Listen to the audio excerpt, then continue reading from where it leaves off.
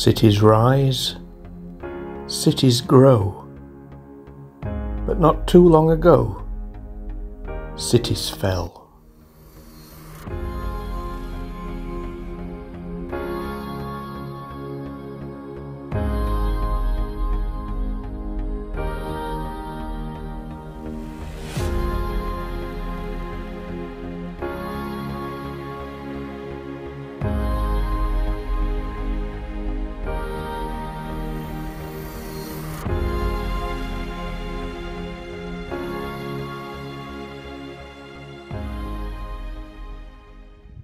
Hi everybody, Matt back with you. Hope you're okay.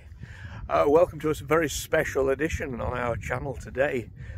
These are two faces behind me you may be familiar with, and we have Tales Beyond the Grave and we have Daft Monkey. This is the first time we've worked together on a video. What we are doing today, we are at a place called Crosby Beach, which we've been to before, and we're all going to separate off and have a search of beach behind us here. I'll explain exactly what the beach is, but it's known as Blitz Beach. I might give it away. Okay, let's see what we can find.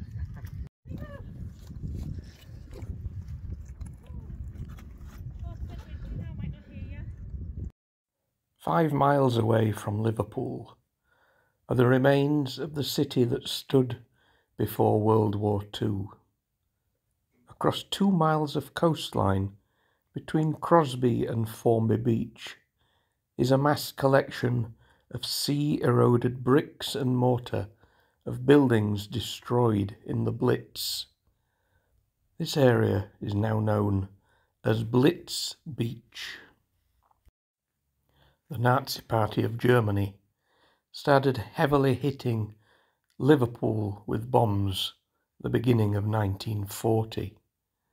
And for the next 2 years, the Liverpool Blitz killed 4,000 people and made 70,000 homeless. In a rush to keep the streets of the city clear and livable, the rubble was moved out of town and dumped on Crosby Beach.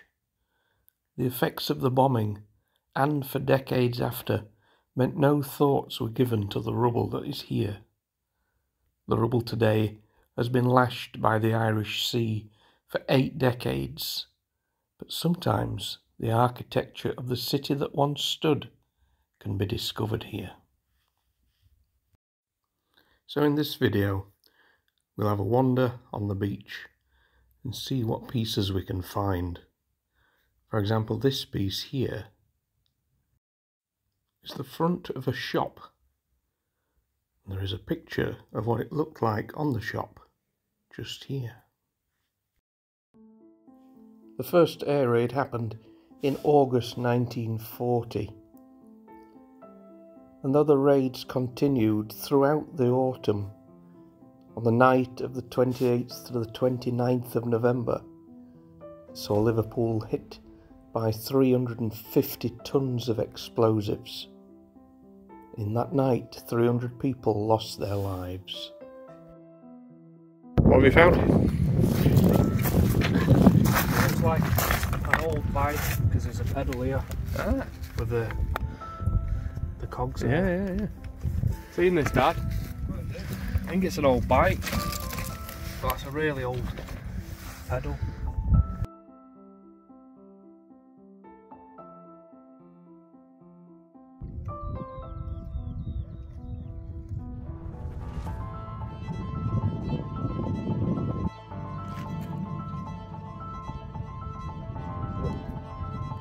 So it's quite odd to think that I am literally walking through the ruins of a city right here on the beach, and it's been quite interesting looking at even just the bricks. Some have obviously been washed for the last 80 years and become, well, something like, for example, this is just a normal brick that's been eroded by the sea. And you get others that still have the manufacturer's name on. I've never seen so many. It's just, yeah, this is literally 2 miles of beach with this kind of rubble on. Now, it's not recommended to kind of dig down, because obviously with it being bricks and mortar of an old city, there is also possibly further down asbestos, so it's best not to disturb it too much. But on what is quite a nice sunny warm day, and it's dry, just looking at the top layer is probably okay. Yeah, some really fascinating things. I think seeing that shop front was really interesting. What will we find next? So these bricks are just a small selection of the ones that are on the beach here. We have names on, I presume, of the manufacturers and the brickworks.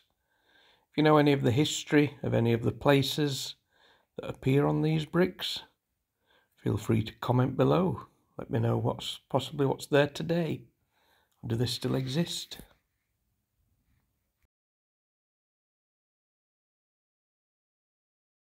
The next raid on Liverpool took place between the 20th and the 23rd of December. The first night saw the docks hit and £4 million worth of damage caused. The Cunard shipping line and the Adelphi Hotel were also damaged on the first night.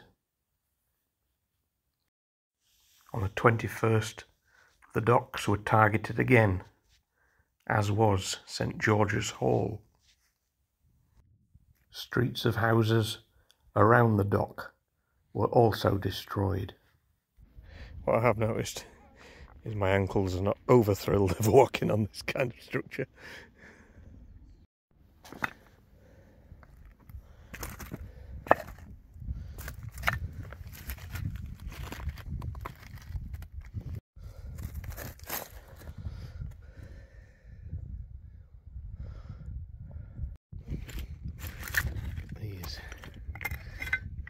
These are the steps for.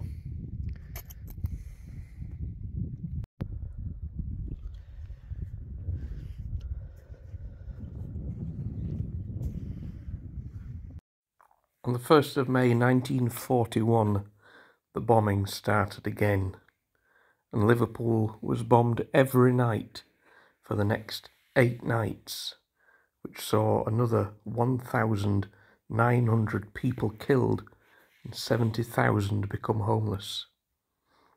The damage to the city was not being reported far and wide, as they had to hide the info from the Germans and downplay the damage caused to the city for propaganda reasons. I think just over here there's another chunk of the same thing.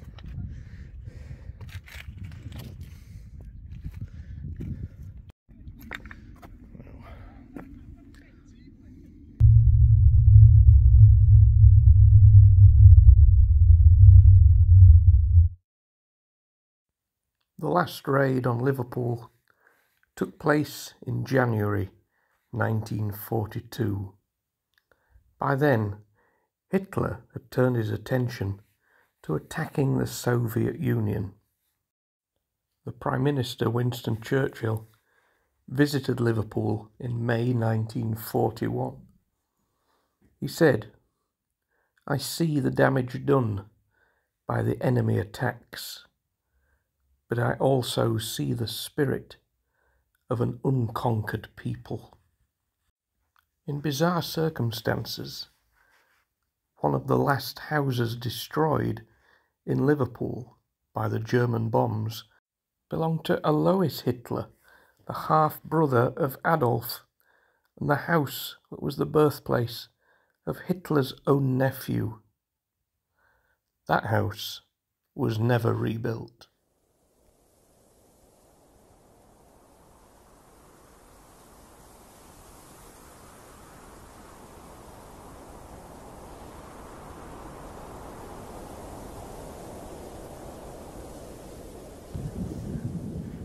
So my my ankles are definitely appreciating having a break from walking on that.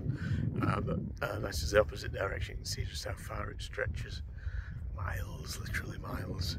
Funnily enough, looking down on it, I haven't seen anything just as interesting. I actually think the most interesting stuff looks like it's at Crosby Beach side. There's some kind of heavily graffitied building here. Let's just have a nosy at that.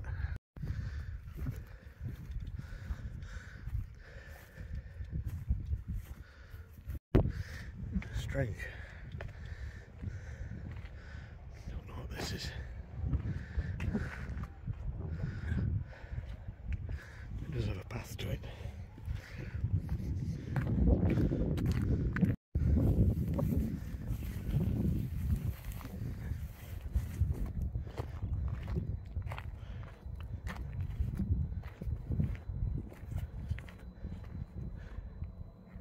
Okay, pumping station. That's what it is. It's nothing too exciting.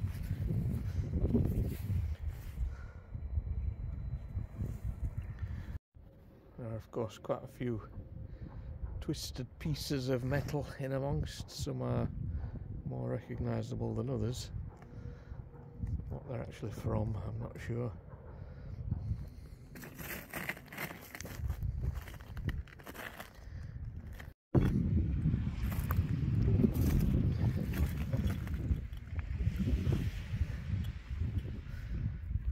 So why is this here today, 80 years after the war? Well, firstly, it was originally put here to clear Liverpool as quickly as possible to make it livable. Goodness knows how many buildings were lost in the Blitz, and a lot of it was shipped off across the sea. The rest of it was just dumped here on the beach. The original idea, I think, was to put it here in case there was an invasion. Obviously, it's been eroded, but it would have been even tougher to walk on back then. So if like the Germans had invaded, getting up this beach would not have been particularly easy. And two, it's basically, of course, it was more important to rebuild what was there in the city itself rather than what was here on the beach. There wasn't much money. They had to do what they could, and it took years and years and years of rebuilding. Liverpool is a beautiful city today. So in a way, this is kind of now just a place of history. People come, they do route through it sometimes, and you know, there are some really interesting things here. It's not likely to be cleared now, is it? 2 miles of this. Sometimes it's good to leave the past here for people to discover all these years later. Not every building was removed from Liverpool. The burnt out, bombed out remains of St. Luke's Church still stands today, and I've added it to my list for a visit later in the year.